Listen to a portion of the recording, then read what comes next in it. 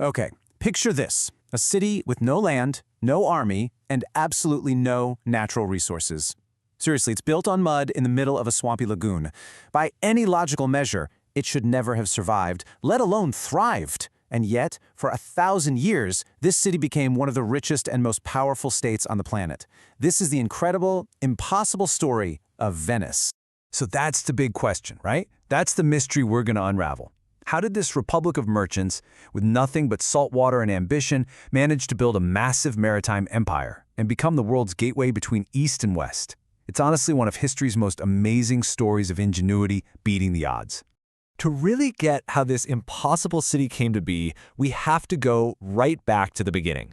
And it's a story that starts not with a grand vision of glory, but with pure, simple fear. Yeah, the story of Venice doesn't kick off with some grand plan. It starts with a desperate escape, where in the 5th century, the Roman Empire is crumbling, and Attila the Hun's armies are just torching their way across Italy. People fled for their lives, and they ran to the one place a horse-mounted army just couldn't get to, a nasty, hostile maze of saltwater marshes. Its only real virtue? It was safe. But okay, so you're safe. But how on earth do you build a city on mud? Well, the Venetians came up with this ridiculously clever solution. They took thousands upon thousands of wooden poles and hammered them deep down through the soft mud until they hit a solid layer of clay underneath. This created a firm platform. They were literally building a city on top of an upside-down forest.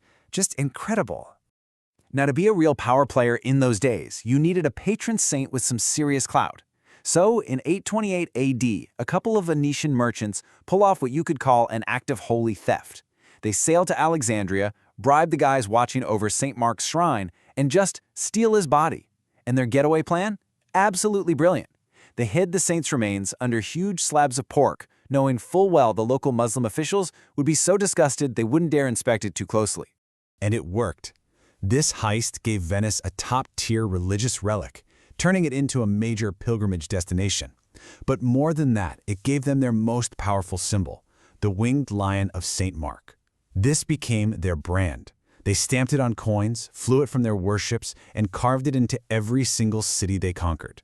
So, Venice has its foundations and its divine protector. But you know, its greatest innovation might have been political.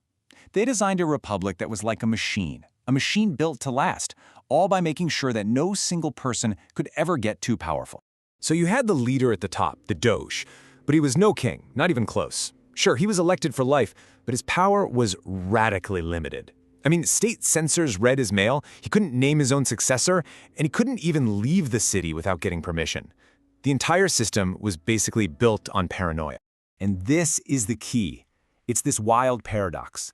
All of this deep, baked-in mistrust created unbelievable stability. Think about it. While the rest of Europe was constantly tearing itself apart with civil wars and feudal drama, Venice could focus all its energy on just one thing: making money. And that political stability is what let Venice create the real engine of its empire. It was a manufacturing marvel that was centuries ahead of its time, and it gave them complete and total mastery of the sea. This was the Venetian arsenal. And listen, it wasn't just some shipyard. This was Europe's very first and largest industrial complex. They basically invented the assembly line. A pre-built hull would just float down a canal, and at each stop, specialized teams would swarm it, adding everything from masts and rudders to cannons and ropes. The result of this system was just staggering. At its peak, the arsenal could crank out one fully armed, ready-for-battle warship in a single day. One a day. No other power in the world could even come close to matching that. It was an unbelievable strategic advantage. And Venice knew exactly how to use this power. A perfect example is the Fourth Crusade. The Crusaders came to Venice and asked them to build a massive fleet. But when it came time to pay, they were short on cash. So the Doge, a blind 90-year-old man named Enrico Dandolo, made them an offer they just couldn't refuse. Dandolo basically hijacked the entire crusade. Instead of sailing to the Holy Land to fight for religion, he convinced the Crusader army to first attack Zara, which was a Christian city but also a trading rival. And then he diverted the whole crusade to Constantinople, Venice's greatest competitor, which they just brutally sacked. The holy mission was completely tossed aside for the cold, hard logic of Venetian business. So what was the big prize for all this scheming?